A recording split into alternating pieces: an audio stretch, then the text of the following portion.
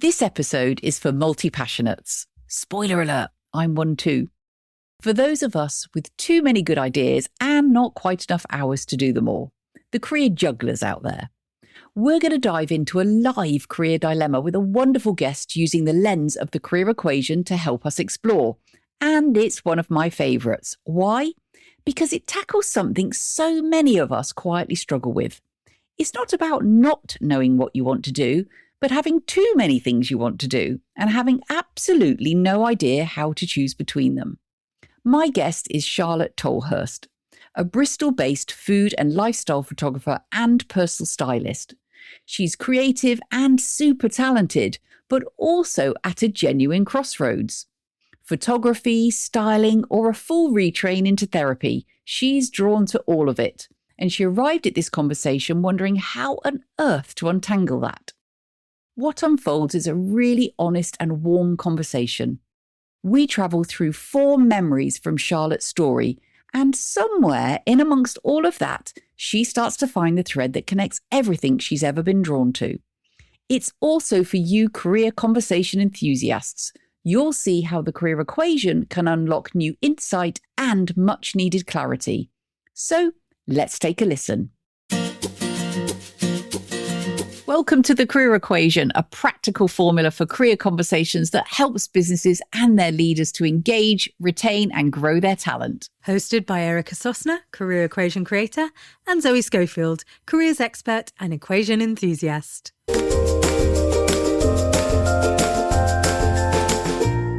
Hi, Charlotte. Welcome to the show. I'm absolutely delighted to have you with me today. As a fellow multi-passionate, I think we're going to have a really interesting conversation. So welcome. Oh, thank you. Hi, Zoe. I loved that phrase, multi-passionate. I hadn't heard that before. And I was like, that is definitely me. I'm so excited about lots of things, and it's always hard to know where to put your energy. Absolutely. Well, I hope our conversation today will at least spread a little kind of joy on all of your passions, but also to maybe help you think about, how do I start to kind of not necessarily narrow down, but really highlight the ones that feel strongest for me right now. So let's hope that the conversation helps us to do that. And I think what's clear from the little bit of that I do know about you, that you've clearly got an eye for creativity, but combining that with your love of food and beautiful imagery. And also, I see that you like helping women to feel fabulous about themselves in terms of style and outfits and supporting them as a sort of personal stylist. So I know I would love to know more, and I'm sure our listeners would too, just a little bit more about like, what does day-to-day life look and feel like for Charlotte, given that you seem to have kind of a number of hats? Yeah, I do. I mean, I'd say my life is quite compartmentalized because, I'm a mum as well. So, I try and get the most out of the school day, often trying to get the work. So as a photographer, I represent myself and use social media or, directly contact companies to get the work. And then as a personal stylist, I work for another lady and she gets me the work. So between trying to get the work and actually then doing the work, being on shoots or being out on personal styling appointments, that keeps me pretty busy. Yeah, I bet it does. And how do you at the moment kind of balance that difference between those 2 different types of work in terms of the photography and being on set and producing beautiful images versus being out with a fabulous lady, helping her to kind of choose outfits and wardrobes and things that help her to feel at her best? I think the photography is the job that is the part of me where I am sort of going out to get the work and then have to really work hard, pre-production, think about the job, do the shoot, post-production, deliver it, make sure I've satisfied the brief. With the personal styling, I did my training a few years ago and the photography really, fed into that hugely because it's a lot about colour and form, personal styling. And I sort of had already 20 years of experience of that being in the photography world. So for the styling, there isn't probably as much prep and it comes far more on the day. Yeah, there's some rules we follow. But also it just comes from my eye that, like I say, it's sort of been trained over my sort of long photography career. Yeah, kind of like instinctive now, I guess, to a certain extent. Yeah, it is. I mean, there are the rules, but then ultimately someone might try something on and you've applied the rules, but it just doesn't look right. And you just have to think, well, what is it? Why isn't this working? And often, yeah, I mean, mostly I can find an answer. I really love that. I can help people just understand what works, what doesn't for them. And I can tell them why. And then they can take that knowledge further and have fun again with sort of how they dress and feel passionate again about, how they present themselves, which often people have sort of lost along the way, maybe. I guess there's this connection there for me that sort of stands out between kind of the strong visuals, but also it connects with something inside. So it's like, I feel fabulous on the inside as a result of putting on this outfit or dressing in this way, the same as I might eat some delicious food that looks fabulous and fit, and sort of begin to build those memories around that food and that taste. So there's definitely this really strong connection between the visual and what we see, but also the felt sense in terms of what we feel as a result of that. And it seems like you're connecting those two things together in both those industries. Yeah, I think that's true. I mean, sometimes we just know things are right and we don't know, why. And I think that is, for want of a better word, like your muse or your, as a creative, it's just something you draw on where, you've got the shot, it's a perfectly balanced shot.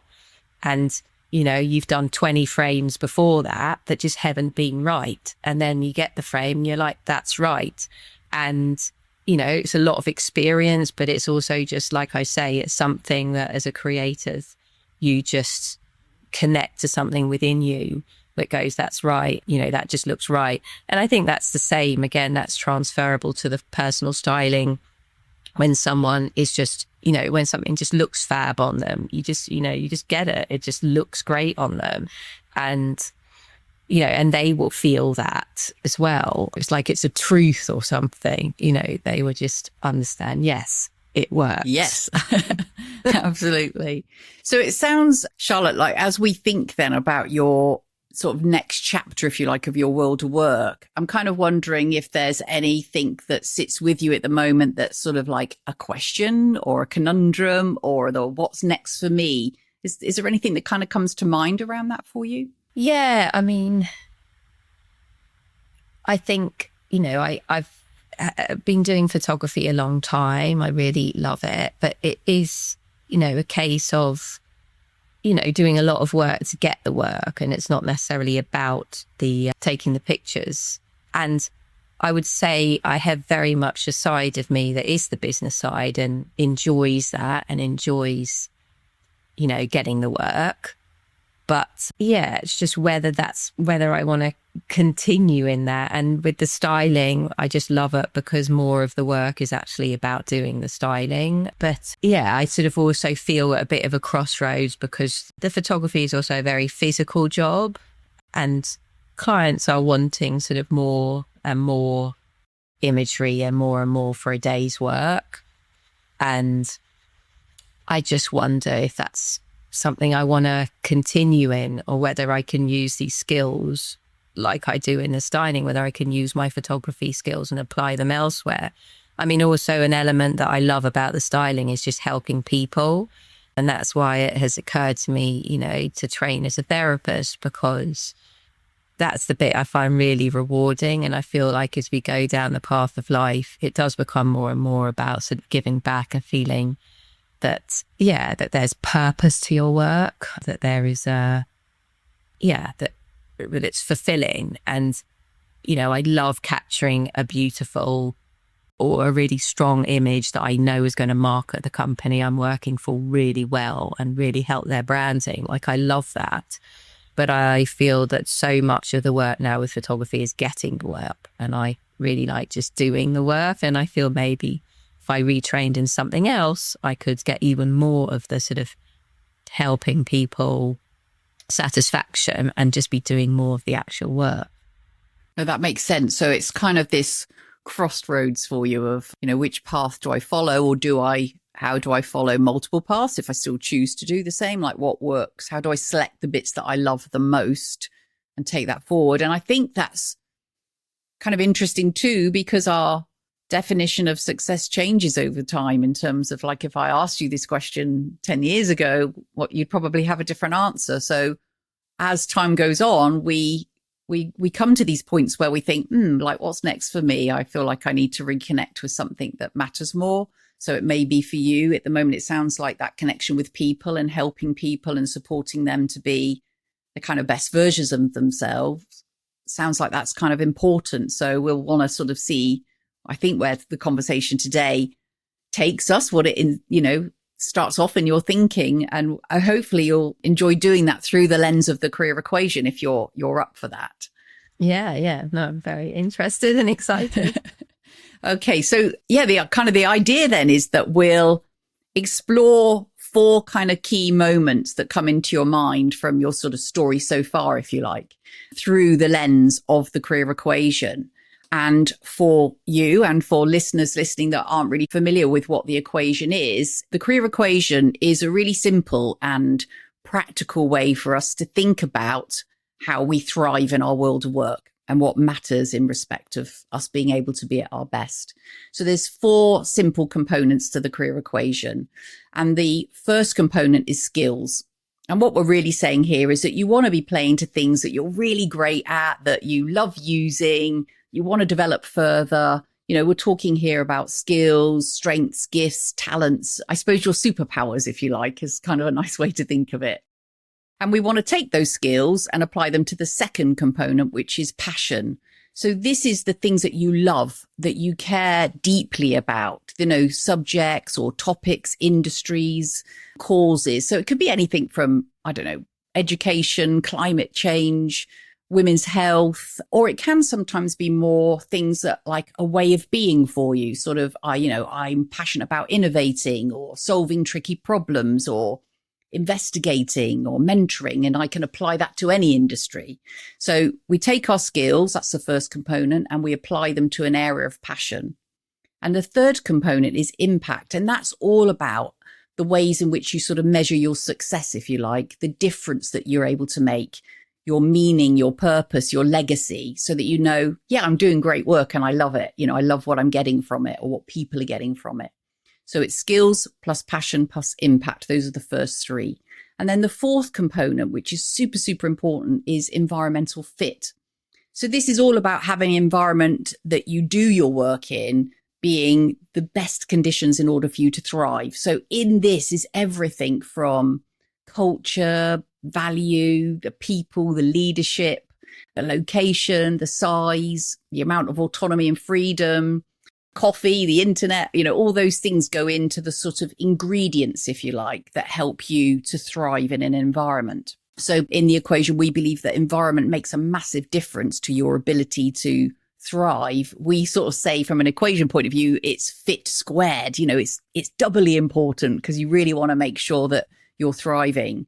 So your skills plus passion plus impact are kind of multiplied, if you like, squared by the environment. So you want to have either minimal levels of friction in your environment or, maximum levels of kind of magic or something like that. So skills, passions, impact, and environment are what we're going to kind of think about as we dive through your story so far. So you're ready to begin? Yeah. Fabulous. So let's start with the idea of skills then, and strengths, gifts, talents, if you like. And I'd like you to kind of hop in a good old time machine and travel back in your memory to a time when you thought, or you recognize now that you think, gosh, I was really good at that, really got a talent or a skill for that. Transport us there and describe what that feels like for you and what you notice.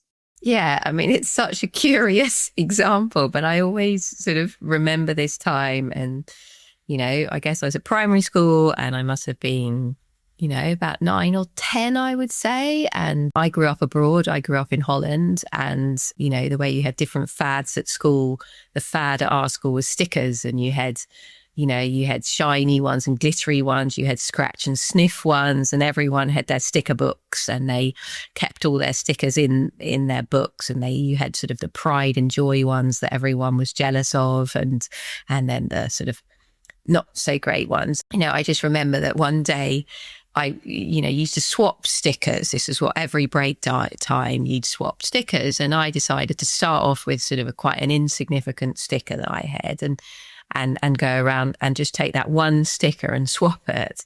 So I went along, and I think it might have taken me several break times to swap this sticker. And eventually, after 20 or 30 swaps, I ended up with one of the best stickers in the class. And it really sticks in my mind, because I suppose it's that idea of making something out of nothing, which in a way, photography is. You put some things together and, 1 and 1 equals 3. You sort of make a greater thing out of your constituents by using tricks like lighting, etc. But yeah, I think there was this pride at having sort of persevered and got there and made something from nothing, and feeling like I'd just done something really well and something that maybe other people hadn't thought of. And I still don't quite know why it connects with me so strongly, that memory. But I think just for me, I felt really good. It was something I'd sort of done for me, rather than, as a child, you often, want the praise from your friends or your elders or your parents or teachers. But it wasn't sort of about that. I felt really good about what I had achieved. And yeah, it's interesting, because now as a, grown up woman, I think one can often be one's worst critic and has such high expectations of oneself. And when I think back to that sticker swapping, yeah, it's hard for me to feel happy with myself. But, as that 9-10-year-old, I was really proud of what I'd achieved. So that's why that is such a significant memory. I love that. But it's funny, isn't it, how something that might seem, I don't know, an insignificant thing in the grand schemes of your life so far, but there's something that's really stuck in your memory about that experience of, as you say, taking something small on a very small scale and perhaps not significant, the dodgiest looking sticker in the gang, and then building on that. And I don't know, I get this sense of belief there, that you believe that, I can take this thing and I can build on this, and I can grow individually, but I can grow this thing into something beautiful and significant and bigger and better than it is right now. And I can see those connections between that and your photography, as you described, taking something and making it look even more beautiful through the lens of a camera. The same as we might, as women, pick some clothes off of a shelf in a shop and think, not really sure how this is all going to go together. And then you assemble it and you keep working at it, and then you get something that makes you feel great about yourself and proud. So I can see the connections there for sure. And I'm kind of wondering, when you speak about that now and those sorts of skills in there, in terms of that sort of visioning, really, you could see the end goal almost when you started out at the beginning. So sort of seeing the destiny in your mind's eye alongside building, persevering, dedicating. Probably quite a bit of negotiation went on there in terms of sticker swapping, I'm imagining. So a lot. Persuasion and negotiation. So I'm just wondering, how do they play in to your work now? Are they still skills that you think, I do value that, and I do want those skills to continue to play a part in whatever it is I do? Yeah, I think maybe the sort of sales aspect that I need to sort of sell myself and get the work as a photographer is something that as a self-facing Brit, it doesn't sit comfortably with me.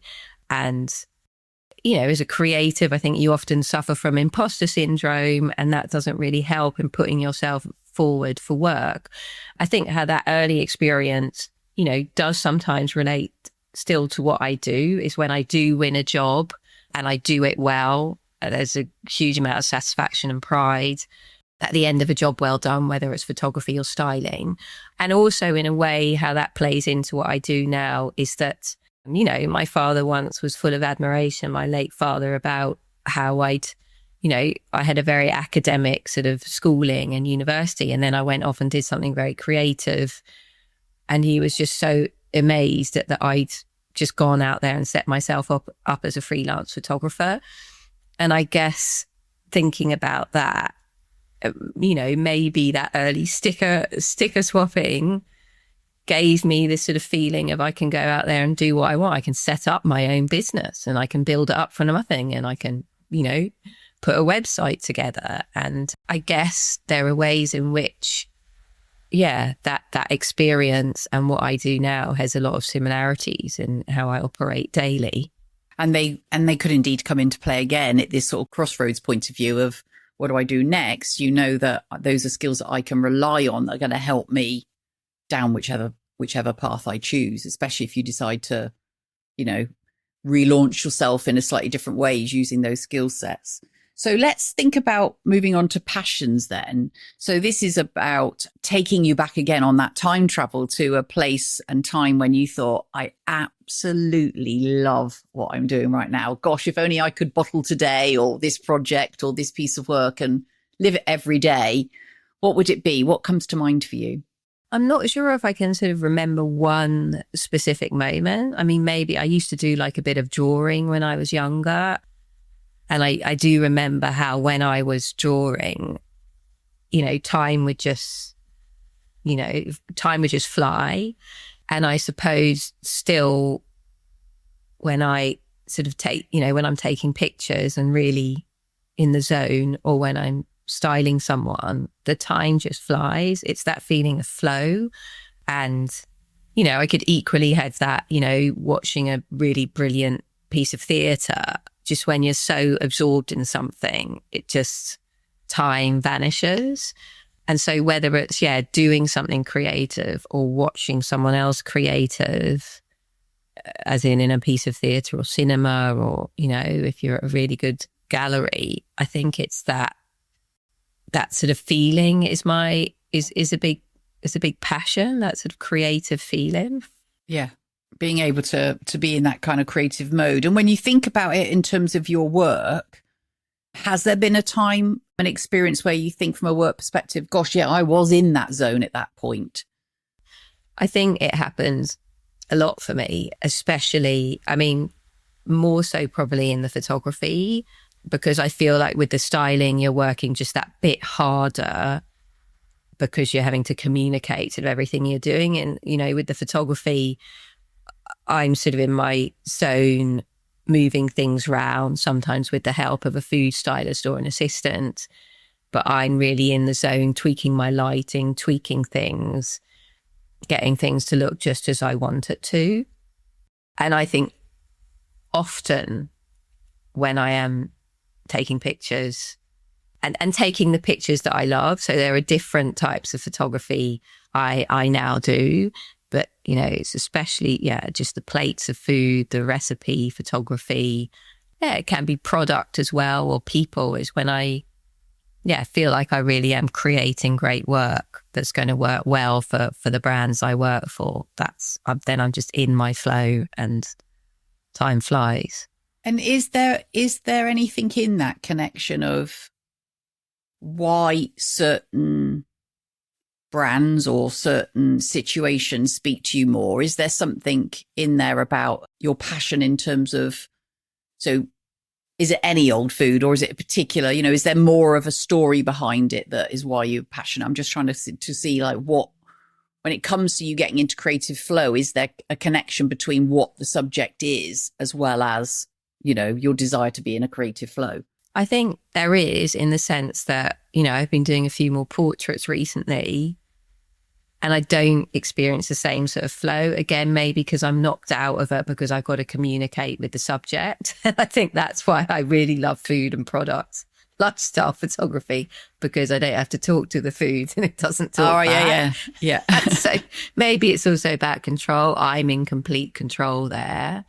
And I think that's what I really love about sort of the food and product, is that I can just get into the zone without having to communicate too much around it. So you're almost sort of telling the story through the imagery itself that you're creating, rather than it needing a dialogue almost in the process. Yeah. And, I will sometimes I will be still communicating with the client and saying, I'm just going to try and get it a bit better, or I'm just working on the lighting at the moment. But it's not as much as when I'm one-on-one personal styling, which is where I will be constantly giving feedback to keep people engaged with the process. So let's move on to impact then. What about a time when you felt very proud of what you're doing, you're making a difference, or it's been really meaningful and successful? What kind of comes to mind for you, a particular example? So I think I originally had thought of an example with my photography work, but I must say, thinking about it now, it's actually a bigger impact is when I've been personal styling with people who, you know, so many people I've worked with. I mean, we all just have such a warped view of ourselves. You know, one lady said she always felt she had an unnaturally long neck, and so she couldn't wear X type of clothes. And we stood in the mirror and our necks were exactly the same. I was like, I don't really see what, you know, I don't see there's anything different or long about your neck.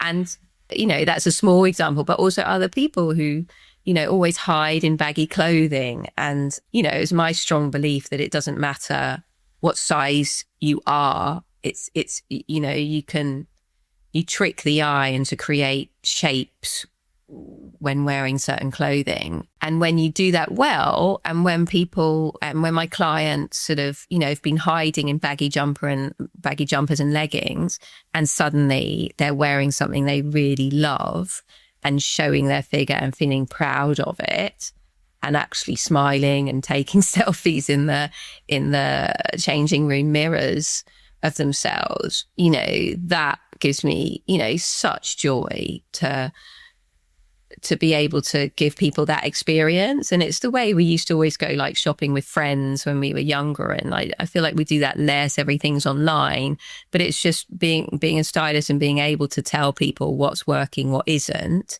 and just seeing them light up and the confidence. You know, it really is quite moving when you really help people just to step out of their self-critical sort of safety and actually try something new, try some different outfits, and wow, look at that. Brilliant. I love that. And I get this sense straight away that's, I mean, you lit up then in yourself as you were talking about that. So I can see how that still strongly sits with you as something that's important as you, whatever you choose to do next, that seeing somebody, you know, close down that kind of limiting beliefs or self-criticism on themselves and opening their eyes to something else that other people see that they need to see for themselves sounds really, really wonderful. So all of these wonderful things when it comes to skills, passion, impact has to be kind of wrapped up in a wonderful environment. So I'm going to kind of flip the time travel, if you like, to a time when you've not felt at your best because of the environment you're in. So what comes to mind for you in terms of a time when you thought, this is just not for me, this is not the right kind of working environment? Ooh, you know, I'm a celebrity, get me out of here, or whatever the phrase might be. Like when has it been the time when you thought, oh no? Yeah, I mean, I think, you know, straight out of uni, there were some different sort of temping jobs and office jobs I did. And so one of the first jobs I got, more full-time rather than temping jobs, was working for a theatre company. And I knew I wanted to go into the arts in some way, and I absolutely love theatre. So I thought working for a theatre company, you know, would be a great way of matching the sort of, you know, I have very much a business side to what I do, which I enjoy, and very much a creative side. So I thought it would match them.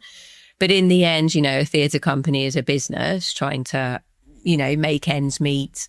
And I loved the people I worked with, very fun, gregarious people. But ultimately, it was an office job.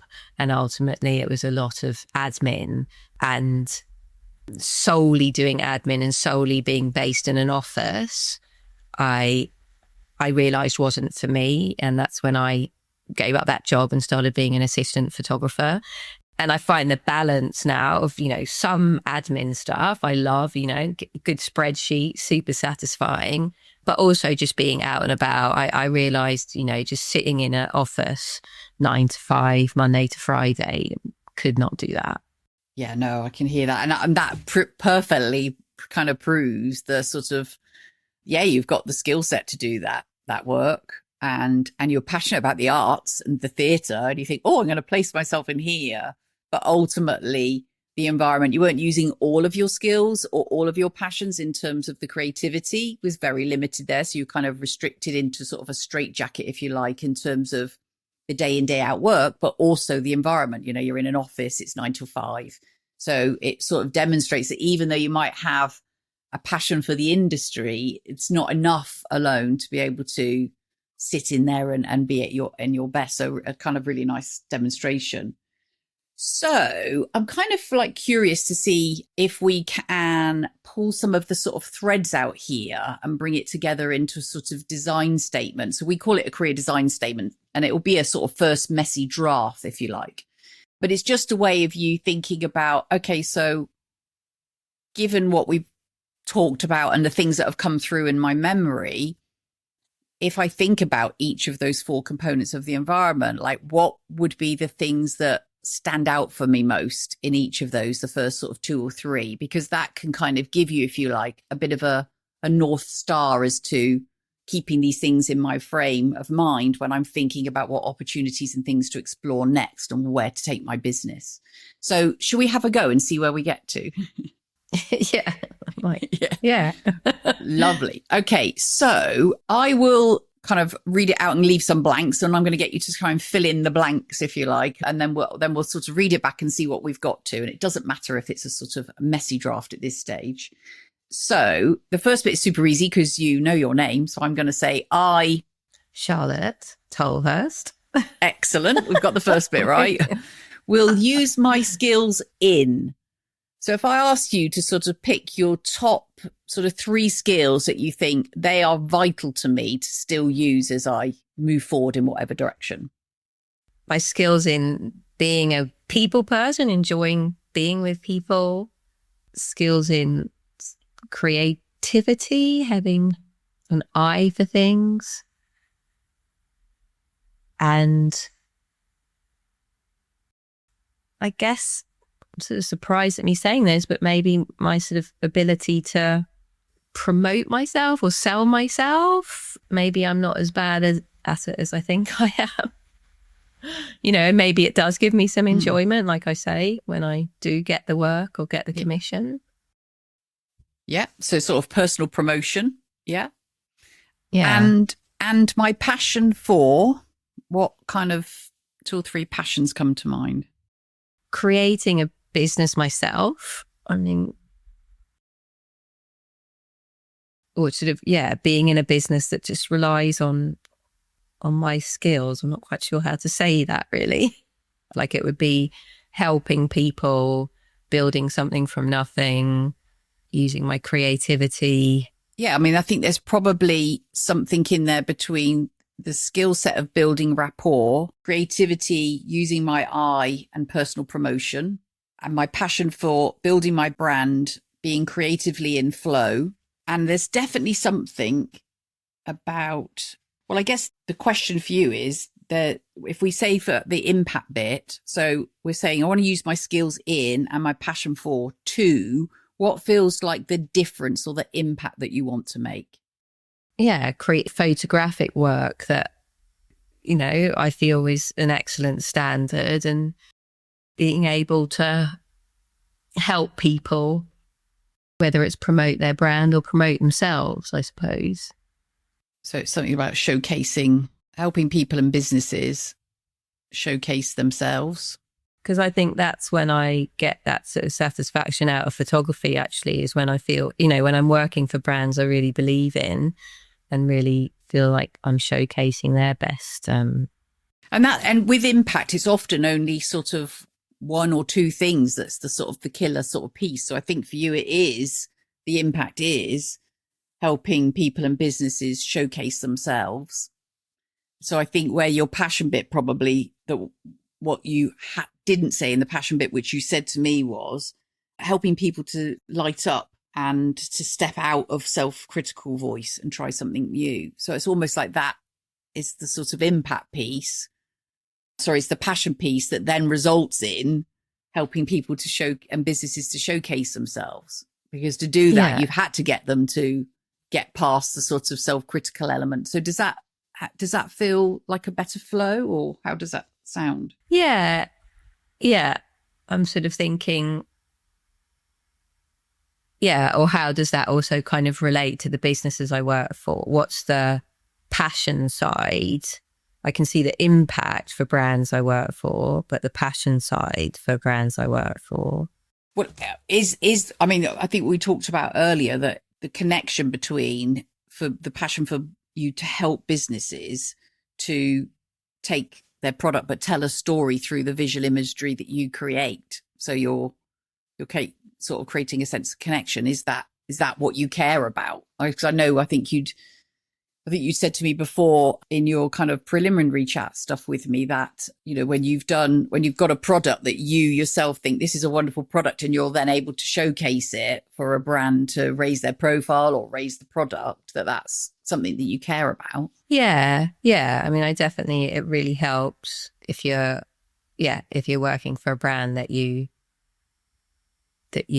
enjoy yourself and truly believe in. So I suppose it's a feeling that you're helping brand you're passionate about, a product you're passionate about is something that it's a value that you're helping something that's got the same values that you live your own sort of life by. And I suppose that's, when I truly feel quite passionate about even the photography work, which ultimately, is quite commercial. But, I've always thought that with the photography, there isn't a helping people element to it. But I'm now seeing a lot of the brands I've worked for are brands that I truly do believe in. So there is that element as well, I suppose. Yeah. So there's sort of, I guess it's how you choose your brands is important, isn't it? Yeah. And maybe whenever you sort of do work on who you're going to pick up the phone to, who you're going to try and get a shoot off, it's always, what brand suits your work, but ultimately it's what suits you. I'm a colourful, vibrant person that loves to live healthily. And so the brands I work for that I work well for display those same qualities in a way. Okay. So from an environment point of view, if you had to sort of give me the key ingredients, if you like, for the perfect environment for you, what would those pieces be? So an environment that is what works best for you? I suppose sort of comfortable in the sense that I think offices just aren't. So whether I'm sort of out in the shops, with someone, or whether on a shoot, the environment is one that has freedom is kind of is the word that's coming to me. Freedom and sort of just the non-corporate. So sort of variety, I suppose, in there, isn't there? And I suppose we haven't touched on this, but it's also the collaboration. So whether it's styling someone and them saying, oh, I don't like that, or I do like that, that's, where you get to a place where you're both sort of happy with it. And in that same way, when you're working with a client or you're working, with a food stylist, it's the collaboration of getting to a point where together you create something better than you would on your own. So that's the sort of environment I like. I do love a collaborative environment. So we've got that it sort of feels comfortable. There's lots of freedom, variety and collaboration. I'll read back what I've got and you can tell me if it feels kind of, bear in mind, a very messy first draft that you'll take away and you'll think, oh, I've missed bits out, or there's other things that now feel more true for me. So you can definitely play with it. But what I'm kind of hearing is that I, Charlotte, will use my skills in building rapport, creativity, personal promotion, and my passion for building my own brand, being creatively in flow, creating visual stories, and my two, help people step out of self-criticism and light up. and help people and businesses showcase themselves in an environment that feels comfortable, free, full of variety and collaboration works best for me. Does that sound anything like Charlotte? Yeah, I mean, it does sound very sort of creative and free and yeah, non-corporate, I suppose. Yeah, and it has made me think, yeah, what makes me tick. Obviously, we haven't sort of discussed that, and I don't know if this is, or whether this is what people steer away from, because that's not what we're trying to focus on. But, you know, being self-employed and the satisfaction of actually earning a good income or earning money from something you quite enjoy. And I suppose there's that element from it to it as well. Although I wonder whether we've sort of covered that. And when we talked about just sort of, building something up for myself. Well, and I think what's important to kind of remember is that the design statement, if you like, is meant to be a kind of like I said earlier, a North Star of like, this is me in my thriving zone. If I'm achieving these kind of key elements, then I feel like I am in flow. You know, I am thriving. But what also goes alongside that are some sort of critical success factors, if you like. So there are some things that are sort of the non-negotiables, like I have to earn, at least this and this, in terms of your kind of conditions, if you like. And also success factors in ultimately, do I want to work a 9 to 5, or do I want to have the freedom and autonomy to be sending my own invoices and finding my own work and that kind of process of building my brand? And that sits in your design statement really anyway, in terms of the environment piece, about that freedom and all sort of autonomy, and you're passionate about building brand, whether that's your own personal brand in the business or whether that's the brand of other people, i.e. you're helping me style myself so I feel like my brand looks great, or for a product for a business. So those are in there, but they're sort of layered within that design statement, if that makes sense.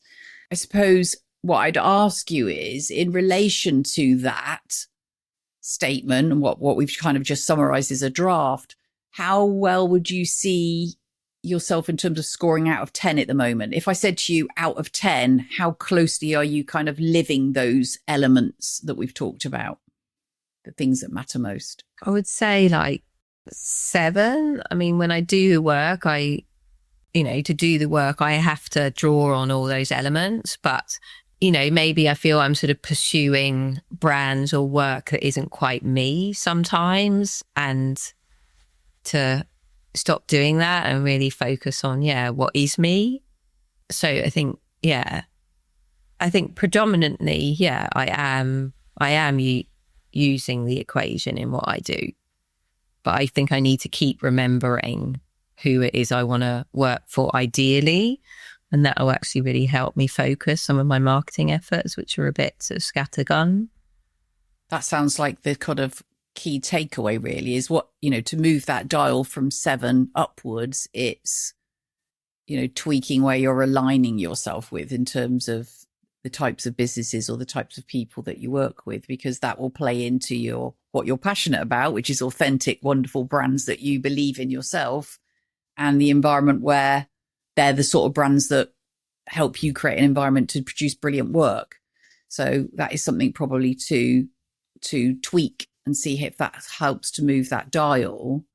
Of course, what it won't necessarily do today, and it's something that would be for a deeper conversation, is that crossroads piece, in that, like, does it, going back to your conundrum of, do I keep going with the photography? Do I do more of the styling? Do I do something else?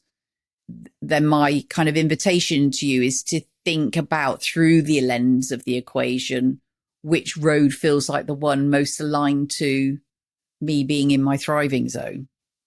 I think what's really helpful is that it gives me a new way to, I suppose also what I've been feeling a bit like, I just don't want to do it anymore, is this constant trying to sort of get work. And that is such a big part of doing the work. But this process has actually been really helpful in the sense that, I don't necessarily mind getting the work, like with the sticker swapping. I don't mind doing it as long as I feel it's kind of for the right reasons and I'm going to get to where I want to get. There's sort of a purpose behind it. And I think maybe what's been lacking is this sort of scattergun, and too many people also saying to me, oh, why don't you approach this restaurant, or why don't you do this, or why don't you do that? And in a way, I need to just stop that noise and go, yes, I could take dog portraits. You're right. I could do theatre portraits, a friend said to me, but that isn't what drives me. What drives me is something, that we've discussed.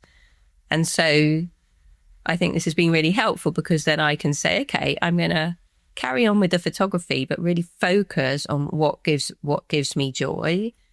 And then still keep thinking about the sort of retraining as a therapist, because this conversation has made me realize that the sort of helping people, helping maybe individuals even more so than brands, is what really gives me joy. So, I've kept shying away from the retraining because it's a long old road, but I think it would give me a lot of satisfaction doing that sort of work.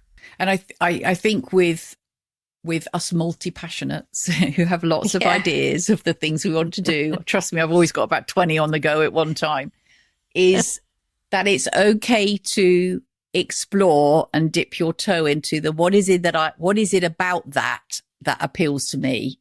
And is that because I'm missing something in my current work that would feed? So there's a really lovely exercise, and I'll happily send it to you. I have through my own coaching, which is called 5 Alternative Lives. And it's from a book called The Artist's Way. It's great for multi-passionates, but it's great for anyone. It's kind of based from that. And it's this idea of, if I had 5 completely different lives where I could choose, no holes barred, what I want to do, what would they be and why? So we explore a little bit, like, I might say I want to be a dog whisperer. Why is that then? And what is it that would be giving you? And is that missing from my current work? And how might I bring that feeling in? So it's just a really nice experiment. It might be something that you'd like to try. So I can send that to you. Do you, as a just person from Charlotte to Zoe, do you feel that as a multi-passionate, you're just not going to be able to do everything you want to do? I think that's what I find really hard. Like, I really want to be a therapist. I really want to set up like a drop shipping company. There are all these things that I'm like, that sounds brilliant. I want to do that. There's just not enough. And then being a mum and having, our busy lives, it's like you just cannot dedicate enough time to what you want to do. And how do you come to terms with that? And how do you manage your time? Yeah, that's probably, well, you and I'll have another conversation on that, I think, because it's a whole, and I'm happy if anyone else is listening to this thing, I want a conversation on that, then maybe we could do I'll do a separate episode with just Zoe talking about it, but it's really challenging. And there's a book by a wonderful lady who's no longer with us called Barbara Scher called Refuse to Choose. And it is specifically aimed at people like us who cannot choose and have 700 things at once that we want to achieve. And there's definitely some tips. So we can definitely pick this up in another conversation for sure. But it is challenging. And yeah, let's pick that one up as a separate conversation for sure, Charlotte.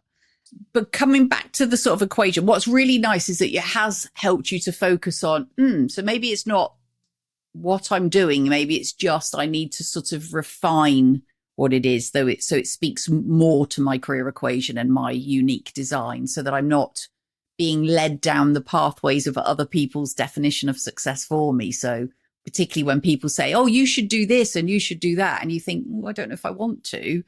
So sticking true to what is going to be Charlotte's striving zone is probably the most helpful thing from this conversation to help you sort of refocus, if you like, where you take the business going forward. Well, that and secondly, that I think I really shy away from sort of promoting myself or wanting to sell myself. But thinking back, that does give me satisfaction, does give me a sense of achievement and pride. So it's not that I don't like doing it. So don't think, I don't want to write that email to a prospective client. No, you like doing that. Just do it to a client that you really want to work for. Well, that sounds like the nugget of takeaways for me. So if, as a kind of like last question, if you were talking now to lovely young Charlotte with her sticker collection, with her glossy, shiny, glittery stickers, what would be your kind of words of wisdom to her about her future world of work? Just, keep, do the things that give you joy. Don't get distracted by what you feel like you should or must or could do, but just keep running towards the joy and the things that make you feel good about yourself. Brilliant. Follow the joy. That sounds like a good lesson for now too to me, not just young Charlotte. So lastly, before we just say goodbye, it's like people may be listening thinking, I want to know more about Charlotte. How do I find her lovely photography or her as a stylist for me? How do they find you? How do they get in touch? Well, my photography website is www.charlottetolhurst.com. And that is my Instagram handle as well, is at charlotte.tolhurst. So for the styling, I work for Jennifer Jones Styling, and she heads stylists. She's got about 6 of us throughout the country, but we're a lovely close-knit group that work together. And so wherever you are, I work in Bristol, Bath and Cardiff. Lovely. Charlotte, it's been an absolute pleasure. I think we'll probably continue a conversation offline about being multi-hatters in terms of passions and jobs. But thank you so much for joining me today. And I wish you all the luck with whatever you do next. Thanks so much, Zoe. It's been fabulous. So for more information about the Career Equation and how it can benefit your organisation, visit the website at thecareerequation.com or connect with Zoe Schofield or Erica Sosner on LinkedIn.